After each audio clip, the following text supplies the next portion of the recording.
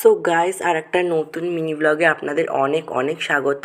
তো সেদিন ছিল আমাদের গ্রামে তারা মায়ের পুজো, যেখানে আমি, ঠাম্মা, বাবা, মা সবাই বরণডালা নিয়ে রেডি হয়ে গিয়েছিলাম। তারপরে আমরা বরণডালা নিয়ে চলে এসেছিলাম মায়ের মন্দিরে। তো ঠাম্মা এখানে বরণডালাটা মায়ের সামনে রেখে দিয়েছিল, আর মাকে জাস্ট কথায় করবো। আর ডেকোরেশনটাও দারুণ হয়েছিল, আর পাশে ছিল শিব বাবা।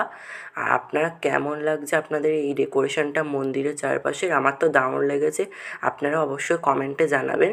দেখতে পাচ্ছেন এখানে হাজার হাজার লোক পুজো দিচ্ছিল, ফার্স্ট ব্যাচ। এখানে অনেক লোক বসেও পড়েছে, আমরাও বসে পড়েছি খেতে।